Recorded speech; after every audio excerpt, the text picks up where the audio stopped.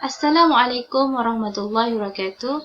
Tajuk pembentangan kami hari ini ialah ajaran sesat Bahai. Nama Mawadah Ar-Rahmah binti Makhtar, nombor metrik 047918. Sedikit mengenai maksud ajaran sesat. Ajaran sesat menurut bahasa adalah segala sesuatu yang diajarkan, nasihat, petunjuk, teori, mazhab atau hukuman. Sesat menurut bahasa pula tidak mengikuti jalan yang betul, tersalah atau tersilap jalan, terkeliru atau menyimpang dari jalan yang benar. Seterusnya, sejarah mengenai ajaran sesat Bahai. Ajaran Bahaiyah atau Bahai ini dipelopori oleh seorang yang bernama Bahaullah pada tahun 1863. Setelah kematian Bahaullah, ajaran ini disambung oleh pewarisnya, iaitu anak-anaknya. Ajaran Bahaiyah merupakan ajaran yang universal. Universal di sini menurut kajian, universal di sini ialah Bahaiyah ini mencampurkan ajaran-ajaran yang lain seperti ajaran Islam, ajaran Kristian, ajaran Buddha di dalam satu ajarannya, iaitu ajaran Bahaiyah ini. Merupakan ajaran kedua yang tersebar luas setelah Kristianiti. Ajaran yang tersebar ke seluruh dunia setelah agama Kristian. Ajaran ini diasaskan di Iran yang majoriti penduduknya penganut kepercayaan Syiah. Disepakati ulama bahawa mereka sudah terkeluar daripada Islam. Disepakati ulama kerana mereka telah keluar dari Islam kerana mereka ini cara beribadat mereka, cara kehidupan amalan mereka juga tidak sama dengan Islam dan bercanggah dengan apa yang telah diajar oleh Rasulullah SAW.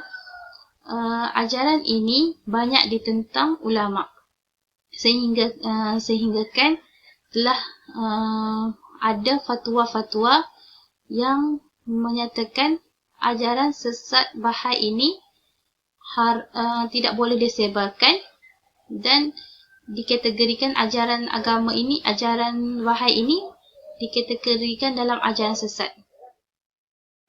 Assalamualaikum, saya Mardiah binti Ahmad Kamiluddin, nombor metrik 047807. Ciri-ciri kesesatan ajaran Bahai. Ajaran Bahai ini mereka mendewa-dewakan pemimpin atau pengasasnya. Sebagai contoh, mereka menganggap pemimpin mereka sebagai jelmaan Allah yang mana bersifat maksum, ataupun menganggap sebagai Imam Mahdi, Nabi, dan lebih parah lagi mereka menganggap pemimpin mereka sebagai Tuhan. Ajaran Bahai juga mencemarkan kesucian Al-Quran dan Hadis, yang mana mereka memansuhkan, mengubah, mempertikaikan atau membuat tafsiran secara menyeleweng terhadap Al-Quran dan Hadis. Sebagai contoh, mereka beriktikad bahawa kitab sucinya adalah Al-Bayan dan memansuhkan semua kitab samawi.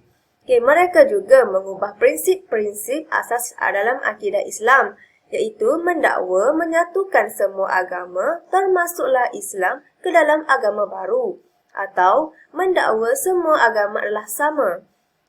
Mereka juga menolak perkara qat'i dalam Islam, iaitu dengan menghapuskan jihad. Ajaran Bahai juga mengubah bentuk-bentuk ibadat, yang mana mereka mengurangkan ibadat puasa kepada 19 hari sahaja dan bersolat hanya dengan menggunakan niat. Solat mereka adalah dalam 9 rakaat 3 kali sehari dan mereka juga berwuduk dengan menggunakan air mawar atau diganti dengan bacaan bismillah atar sebanyak 5 kali. Mereka juga mengubah konsep pahala dan dosa, iaitu dengan memberi kuasa penebusan dosa. Ajaran Bahai juga mendakwa mereka boleh melakukan perkara-perkara pelik yang bersangkutan dengan perkara-perkara gaib, iaitu dengan cara memanggil roh orang mati, termasuklah roh para nabi, wali, malaikat, mendakwa-dakwa mendewa-dewakan sesuatu selain daripada Allah Subhanahu wa taala. Sebagai contoh, mereka menyeru orang-orang yang telah meninggal dunia di dalam doa. Okay. Akhir sekali, mereka juga percaya bahawa semua agama adalah sama dan digabungkan. Mereka juga percaya bahawa alam ini bersifat baqa, iaitu kekal. Ajaran Bahai ini, mereka menolak kewujudan mukjizat, malaikat, syurga dan neraka. Akhirnya, mereka menganggap Ars di Palestin sebagai kiblat yang baru. Terima kasih. Bismillahirrahmanirrahim. Assalamualaikum warahmatullahi wabarakatuh. Nama saya Anis Alwani binti Maknai, nombor masjid 047682. Okey, masuk kepada fatwa pengharaman ajaran Bahai. Fatwa di negara Brunei, pengharaman pendaftaran Persatuan Agama Babiyah atau Bahaiyah ini telah dibuat di negara Brunei Darussalam oleh Majlis Ugama Islam pada 21 Oktober 1971. Fatwa Mufti Kerajaan Brunei telah memutuskan bahawa orang-orang yang berpegang dengan ajaran agama Bahai ini dihukumkan kufur dan murtad, iaitu keluar daripada ajaran Islam dan tidak termasuk dalam bilangan orang zimmi sebagaimana fatwa-fatwa yang telah difatwakan oleh Yang Dimuliakan Pehin Datu Seri Maharaja Datuk Seri Utama Dr. Haji Ismail bin Omar Abdul Aziz.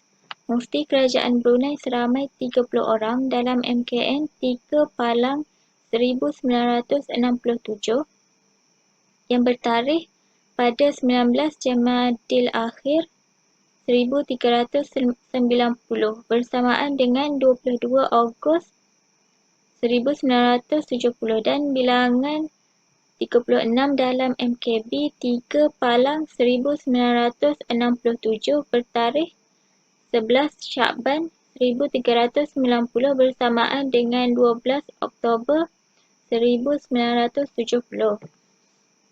Pengisytiharan pengharaman Persatuan Bahai ini di Brunei, The Spiritual Assembly of the Bahais of Brunei, juga telah dibuat oleh Menteri Besar di bawah Bab 9, Penggal 66 dari Undang-Undang Persekutuan-Persekutuan Brunei pada 12 Februari 1979, disusuli dengan pewartaan dalam Warta Kerajaan Brunei oleh Pendaftar Persekutuan-Persekutuan Brunei pada Sabtu 7 April 1979. Okey, yang kedua ialah Fatwa Wilayah Persekutuan. Kerajaan Malaysia sendiri telah mengeluarkan fatwa mengenai pengharaman ajaran Bahai ini. Fatwa oleh Majlis Agama Islam Wilayah Persekutuan mengenai perkara-perkara yang dirujukkan kepada majlis di bawah Seksyen 41 Enakmen Pentadbiran Hukum Syarak bagi Negeri Selangor sebagaimana yang diubah suai oleh Perintah Wilayah Persekutuan. Pengubah suaian Enakmen Pentadbiran Hukum Syarak pada 1974 adalah diterbitkan sebagaimana yang ditetapkan oleh majlis menurut Seksyen 42 Enakmen itu, Jilid 31 nombor 25 tambahan nombor 88 Perundangan Amalan Ilmu Kebatinan Tahan Diri Kuasa Gaib. Yang pertama ialah ajaran dan amalan ilmu kebatinan tahan diri, iaitu kuasa gaib yang diajarkan dan diamalkan oleh Nasrul Haq, Budi Suci-Suci, Al-Watan, Budi Suci Sejati, Jawa Faradin, Silat Sunda Pukulan Gaib, Tusuk Hikmah, Ilmu Kebatinan, Potong Maya, Naluri, Kaulah Hakullah, Syahadah Rampai, Wali Suci, Kalimat Sakti, Silat Pukulan Jarak Jauh, Ilmu Tenaga Dalam Hikmah, Zikir Syakban, Islam Haq, Asal Wujud, Garis Laksmana, dan Al-Ma'zad. Yang kedua ialah ajaran Transcendental Meditation yang diajarkan oleh Maharishi Mahesh Yogi dan kumpulannya. Yang ketiga, ajaran yang dibawa dan diperkembangkan oleh Syed Muhammad Al-Masyhur dan pengikutnya. Yang keempat ialah ajaran Bahai. Yang kelima adalah tarikat Mufarridah. Semua yang disebutkan adalah bukan daripada ajaran Islam. Oleh itu, umat Islam ditegah dan dilarang untuk mengikuti serta mengamalkan semua ajaran ini. Assalamualaikum warahmatullahi wabarakatuh. Nama saya Najiha binti Muhammad, nombor matrik 047915. InsyaAllah saya akan menyambung perbincangan daripada kawan saya iaitu mengenai fatwa ajaran Bahai. Fatwa yang saya pilih ini adalah fatwa daripada Negeri Sabah yang telah diwartakan pada tahun 2003. Fatwa ini telah dibuat dan diluluskan oleh Mufti Kerajaan Sabah dan disiarkan sebagaimana berikut, iaitu di dalam fatwa tersebut telah dinyatakan bahawa ajaran Bahai ini adalah ajaran yang sesat. Ianya boleh membawa kepada murtad. Oleh itu, umat Islam ni dilarang dan haram melibatkan diri dengannya. Jadi, jika didapati dia terlibat dengan ajaran tersebut, hendaklah dia segera keluar daripada ajaran tersebut dan bertaubat. Pengharaman ini meliputi yang pertama, apa-apa variasi, versi, bentuk atau cabang mana-mana ajaran tersebut, termasuklah apa-apa pegangan ideologi, falsafah atau sistem amalan yang tidak diakui dan bertentangan dengan syariat Islam dan juga pegangan ahli sunnah wal jamaah. Yang kedua, apa-apa bahan publicity termasuklah apa-apa terbitan sama ada yang dicetak, ditulis, ditaip atau dikeluarkan dengan apa-apa cara dan bentuk untuk dibaca, dilihat atau didengar yang berkaitan dengan ajaran Bahai ini. Sebagai contoh yang kita boleh lihat, sama ada dalam bentuk video, dalam bentuk penulisan, dalam bentuk buku atau dalam apa-apa bentuk sekalipun. Jadi kiranya haram.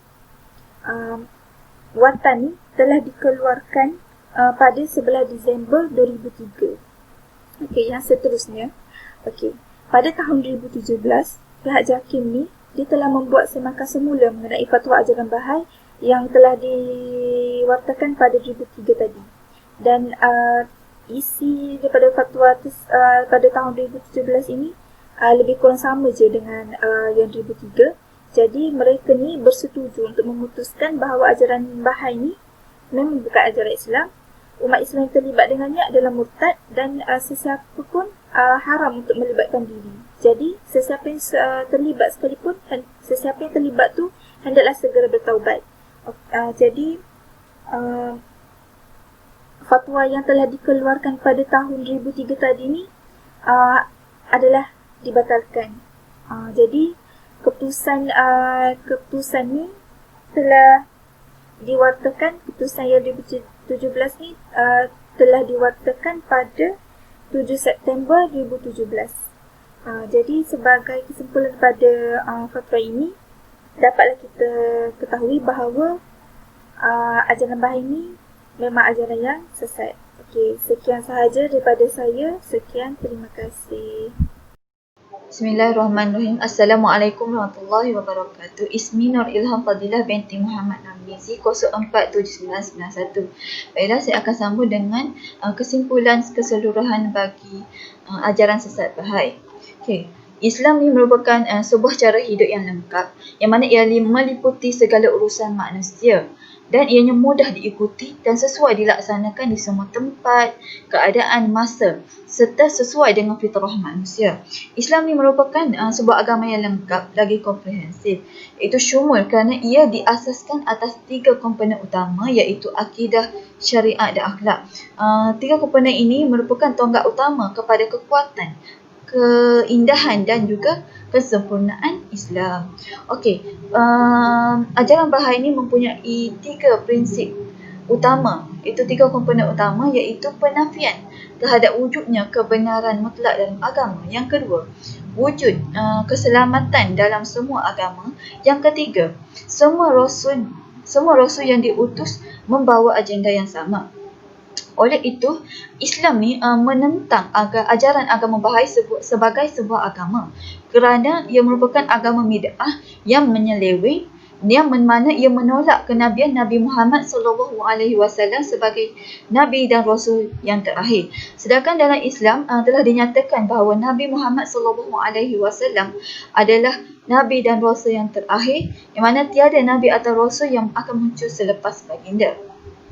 Okey, ajaran agama Bahai ini menganggap agama-agama lain seperti agama Hindu dan Buddha merupakan agama yang benar, yang mana agama ini membawa kebenaran, menyebabkan ia bertentangan dengan Islam kerana Islam adalah satu-satunya agama yang akan kita peroleh kebenaran hakiki.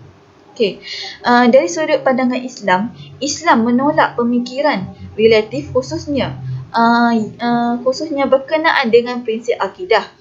Tiada ruang zon yang boleh berlaku dalam prinsip akidah, apatah lagi wujud keyakinan terhadap Allah dan Nabi Muhammad sebagai Rasul terakhir. Selain itu, Islam juga telah memberi penjelasan yang jelas kepada kita untuk membezakan di antara keimanan dan kekufuran. Okey, implikasi daripada keterbukaan agama Bahai ini dalam prinsip kesatuan ini menjadikan agama Bahai ini sebagai agama yang kedua yang paling pesat berkembang selepas agama Kristiani. Ini kerana konsep kesatuan agama Bahai ini menekankan prinsip-prinsip universal, menyebabkan ramai penganut tertarik dengan ajaran Bahai. Penganut agama Bahai ni, ajaran Bahai ni percaya bahawa akan tiba suatu masa nanti seluruh umat Islam akan menganuti agama Bahai yang disebutkan sebagai World Bahai Order. Okay, oleh itu, semua pihak haruslah bekerjasama, termasuk orang awam, pihak berkuasa, agama dan juga agensi persekutuan, kerajaan negeri, ahli politik dalam membasmi segala bentuk ajaran sesat dalam agama Islam dengan mengutamakan konsep amar ma'ruf nahi munkar dalam mencegah.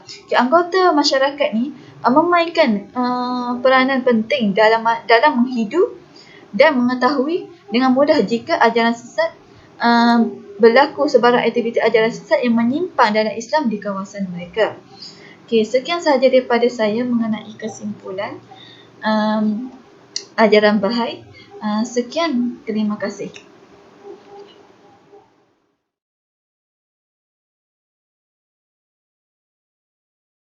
Bahai adalah agama baru yang lahir di Iran pada abad ke-19. Ia adalah sebuah agama yang menekankan soal kesatuan bagi seluruh manusia dengan menyatukan ajaran agama-agama dunia. Pada abad ke-18, terdapat seorang tokoh Syiah Imamiyah bernama Syekh Ahmad Ibn Zainuddin yang membawa aliran yang bernama Syaikhism. Setelah kematian Syekh Ahmad, salah seorang tokoh yang terpengaruh dengan ajaran Syekh Ahmad adalah bernama Said Ali Muhammad, yang mana beliau mula menonjol di bawah pengaruh ajaran Syaikhism. Setelah itu, Said Ali Muhammad mula mengambil sebuah ajaran baru yang bernama Bab atau Babiyah. Pada tahun 1844, Said Ali Muhammad dari Iran atau lebih dikenali dengan gelaran Sang Bab. Beliau mula dikenali ramai apabila beliau mendakwa malaikat Jibril menurunkan wahyu kepadanya. Malah, beliau juga telah mengaku dilantik sebagai seorang Nabi yang diutuskan oleh Allah. Ajaran Bab mendapat sambutan yang besar di kalangan pengikutnya di Iran. Akan tetapi, beliau telah dijatuhkan hukuman murtad kerana telah mengaku sebagai salah seorang Rasul yang baru di dalam Islam, sehingga menyebabkan beliau dipenjarakan oleh pemerintah pada ketika itu. Antara pekagum kepada ajaran Bab ini adalah seorang pengikut yang bernama Mirza Hussein Ali, atau beliau dikenali sebagai Bahaullah, yang menjadi pengasas kepada agama Bahai. Pada tahun 1850, Syekh Ali Muhammad atau Sang Bab telah dijatuhkan hukuman mati dan mayatnya telah diseludup oleh para pengikutnya. Dan akhirnya ia dibawa dan ditanam di Bukit Karmel di Palestin.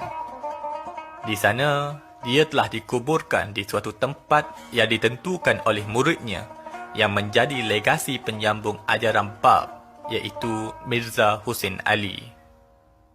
Makam Sang Bab kini menjadi tempat suci bagi penganut agama Bahai. Di atas penyelewengan yang dibawa oleh Mirza Hussein Ali, beliau ditahan dan dipenjarakan.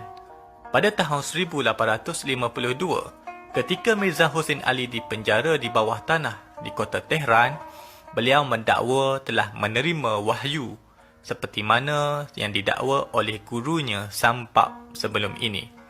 Beliau juga telah mengaku sebagai seorang Rasul. Setelah beberapa tahun, Mirza Hussein Ali telah dibebaskan dari tahanan bawah tanah. Beliau telah dipindahkan ke Baghdad di Iraq. Pada tahun 1863, di sebuah taman yang diberi nama Taman Ridwan, Mirza Hussein Ali telah mengumumkan misi wahyu yang diperolehinya kepada para pengikut Bab yang berada di Baghdad. Bermula dari detik itulah dia memperkenalkan agama Bahai. Pada tahun 1868, Mirza Hussein Ali telah dipenjarakan buat kali kedua oleh pemerintahan Turki Uthmaniyah di kota Acre, Palestin. Akan tetapi, pada ketika itu agama Bahai yang dibawa oleh beliau sudah tersebar ke Iran, Iraq dan Palestin. Ini kerana tulisan-tulisan Mirza Hussein Ali yang ditulis di Iraq telah menjadi rujukan utama bagi penganut agama yang dibawanya. Akhirnya, penahanan itu membawa kepada kematian Mirza Hussein Ali pada tahun 1892. Setelah itu, agama Bahai diteruskan oleh salah seorang anak Mirza Hussein Ali. Anaknya itu menggelarkan dirinya sebagai Abdul Baha. Beliau juga berperanan untuk memperkukuhkan struktur keagamaan Bahai. Abdul Baha telah membuat satu perancangan untuk menyebarkan agama Bahai ke seluruh dunia. Abdul Baha melakukan misionerinya sehingga beliau meninggal di Haifa, Israel pada tahun 1921. Beliau dikuburkan di salah satu ruang dari makam Sang Bab yang merupakan tanah suci bagi penganut Bahai. Setelah meninggalnya Abdul Baha, kepimpinan Bahaiyah diperturunkan kepada cucu sulungnya yang bernama Shoghi Effendi dan beliau diiktiraf sebagai wali bagi agama Bahai. Shoghi Effendi banyak menterjemahkan kitab suci agama Bahai bagi melaksanakan misioneri dan pengembangan agama Bahai. Beliau juga banyak membentuk rangkaian agama Bahai di seluruh dunia, termasuklah komuniti Bahai di Indonesia.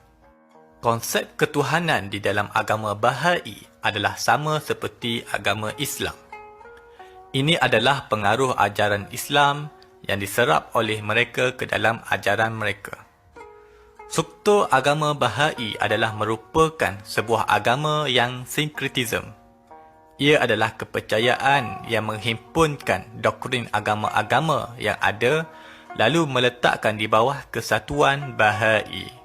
Antaranya adalah agama Yahudi, agama Hindu, agama Sikh, agama Tao, agama Konfusian, agama Buddha, agama Islam dan juga agama Kristian. Sebab itu, jika dilihat ritual keagamaannya memiliki persamaan dengan agama-agama lain. Rumah ibadat bagi agama Bahai disebut sebagai Masyrikul Azkar. Di rumah ibadat itu, mereka boleh berdoa, bermeditasi dan membaca ayat-ayat suci agama Bahai dan juga kitab suci agama-agama lain.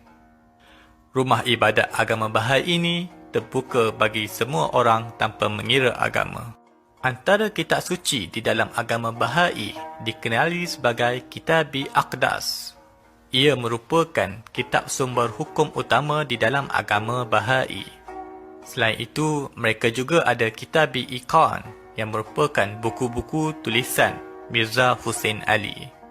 Agama Bahai datang ke Malaysia seawal pada tahun 1950. Khodadat Fozda dan juga isterinya Shirin Fozda merupakan misionari Bahai dari India. Mereka telah melawat tanah Melayu dan memberi satu ceramah umum di Seremban, Melaka dan juga Kuala Lumpur. Ceramah-ceramah ini dianjurkan dan juga ditemani oleh Encik Yang Ki Leong yang ditemui beliau semasa persidangan keamanan peringatan Gandhi di India pada tahun 1958. Yan Ki Leong merupakan penganut agama Bahai pertama di Malaysia. Bermula dari beliaulah agama Bahai mula berkembang di seluruh Malaysia.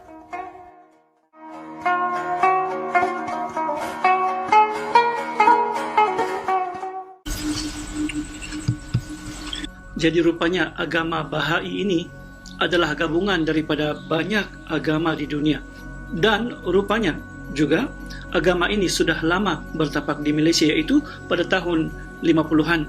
Oleh kerana penganut agama ini berpenampilan seperti Muslim, ia adalah sesuatu yang amat mengelirukan sebab sukar untuk kita bezakan yang mana Muslim dan yang mana Bahai.